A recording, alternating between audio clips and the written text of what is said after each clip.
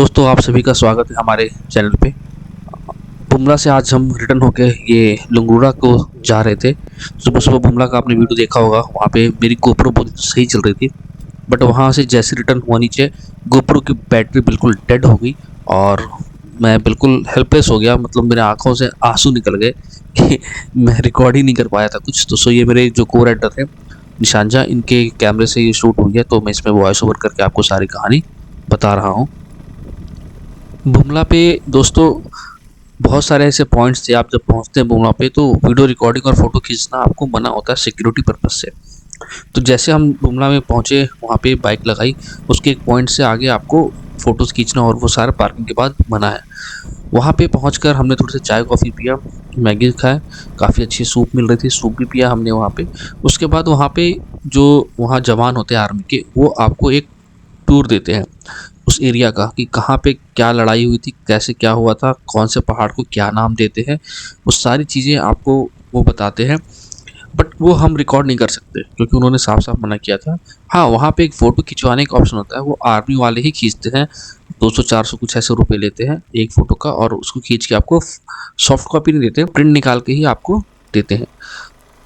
Army person आपको वहाँ पे पूरा स्टोरी नरेट करते हैं कि कैसे जसवंत, जो वहाँ के एक ऑफिसर्स थे, उन्होंने कैसे फाइट आउट किया, कैसे पॉइंट पे जो माउंटेन पीक पे होता है, कहाँ से चाइना वालों ने अटैक किया और कैसे उन्होंने फाइट बैक किया और कैसे उनकी जान गई। The story will give you goose bump. मतलब मेरे तो मतलब रोंगटे खड़े होने वाली सिचुएशन थी बिल्कुल। मतलब सुनकर आपको ऐसा लगा कि भाई अभी ही कुछ कर देना है। सो और सामने बिल्कुल आपको ना बॉर्डर पे ले जाते हैं। वो जो एलएसी है, एलओसी पाकिस्तान का होता है, एलएसी चाइना का होता है।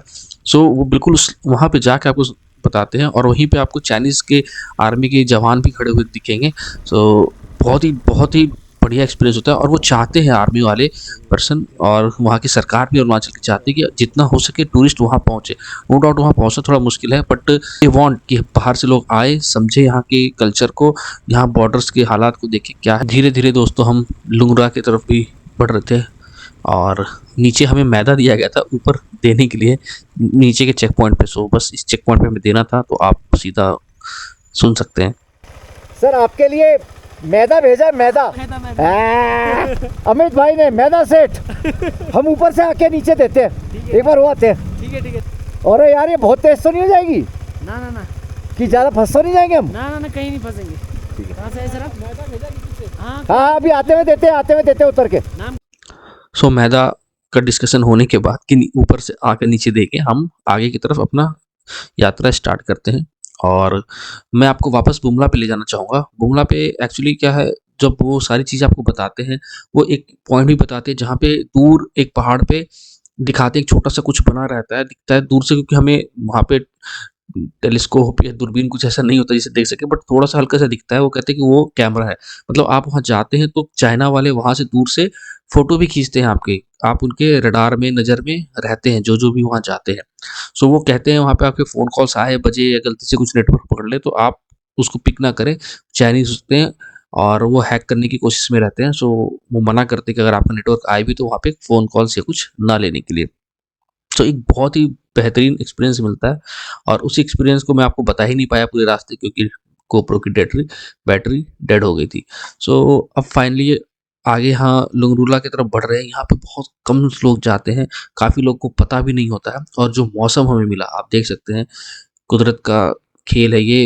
इतना बढ़िया मौसम, पूरे स्नोफॉल, और जो इस यहाँ की स्नो है वो एक हल्की, जैसे मनाली कश्मीर साइड में होते हैं ना, जो हल्के से फूल जैसे ऐसे गिरते हैं, वैसे नहीं है, ये छर्रे टाइप के थे, बिल्कुल गोल गोल ना, टकरा कर जैसे ओले होते हैं छोटे साइज की, बिल्कुल वैसे थे। और ये बिल्कुल ना वैसे काम करते छर्रे का ही। आपकी बाइक इसके ऊपर जाती थी तो बिल्कुल, क्योंकि फ्रेश है, फ्रेश होने के बाद भी वो दबती नहीं थी, वो उसके ऊपर ग्लाइड करते रहती थी। सो ये बहुत एक बड़ा इशू था हमारे साथ, और डर भी लग रहा था क्योंकि ऐसे बर्फ़ में मैंने कभी चलाया नहीं था।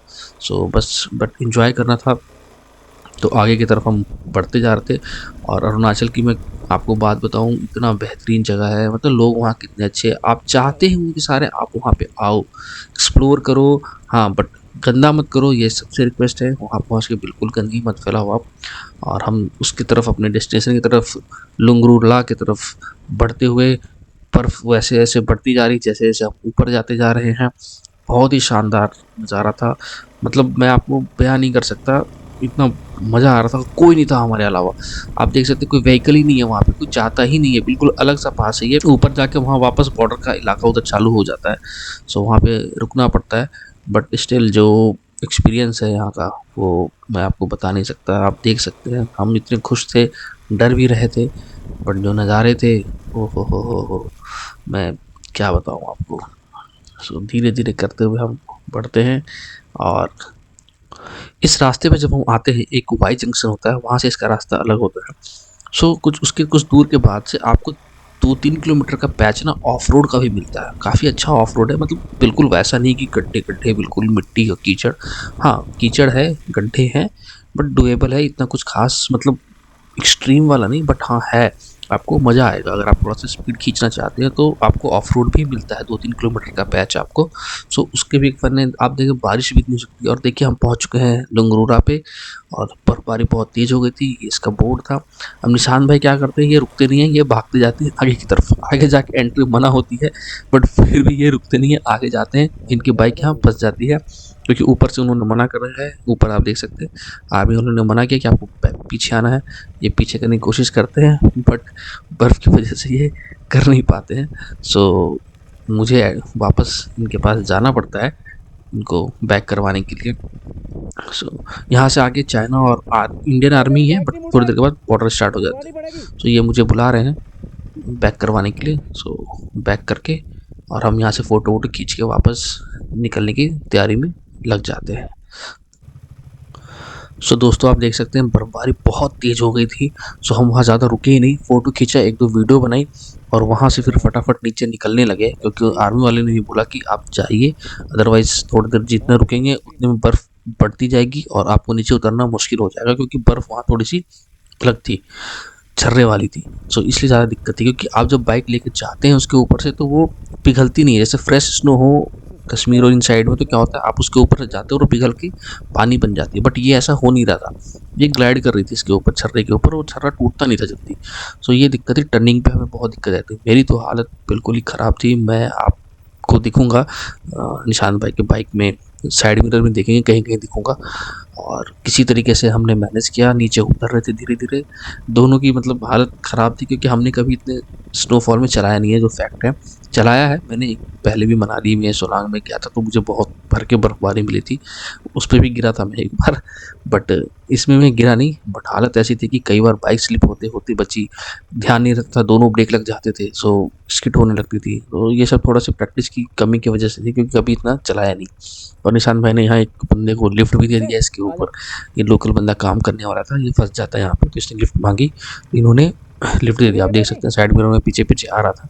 सो धीरे धीरे आगे हम बढ़ते हैं इस चीज़ को एंजॉय करते हुए। और निशान भाई ने भी देखो आपको क्या बोला। सो ऐसा ही है ये पूरा का पूरा जर्नी लंगरूरा का, बहुत ही बढ़िया, मतलब एक्सट्रीम, हमारे लिए एक्सट्रीम था और बहुत मज़ा आया है, बहुत ही ज़्यादा मज़ा आया। धीरे धीरे करते करते अभी निशान भाई थोड़ा आगे निकल जाएंगे, मेरी बाइक गिरने लगती है तो मैं रुक जाता हूँ, बट किसी तरीके से संभाल के फिर मैं भी धीरे धीरे नीचे उतरता हूँ। बट नीचे उतर कर फिर वो वेट करते हैं मेरा कि मैं पहुँचूँगा वहाँ, तो वो फिर चलेंगे। भाई साथ चलेंगे, चलो साथ ही जाएंगे, अब बोल दिया तो। अरे कहाँ रह गया यार वो। पूरा रास्ता आप देख सकते हैं वाइट चादर बन चुकी थी, चारों तरफ कोहरा और बर्फ, बस यही था और कुछ भी नहीं दिख रहा था। बहुत ही सुपर ऑसम फीलिंग। और मैं पीछे रुक गया था और ये परेशान हो चुके थे क्योंकि मुझे पीछे मैदा देना था, मैं मैदा देने के लिए रुका था और ये काफ़ी परेशान हो रहे थे कि कहाँ रुक गया मैं। बट वो मैदा भी तो देना था ना, हम चले तो गए थे, बट वापस आते हुए मैदा दिया, देकर तब निकला मैं। और तो काफ़ी परेशान हुई, मैं कहाँ रह गया, किधर रह गया तो इस चक्कर में थोड़ा सा ये परेशान हो रहे थे, बट इनको पता नहीं था, ध्यान नहीं रहा कि मैदा देना है।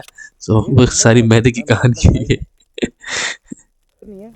सो धीरे धीरे फाइनली मैं इनके पास पहुंच गया और यहाँ से हम अपनी यात्रा वापस स्टार्ट करके नीचे की तरफ पहुंचते हैं।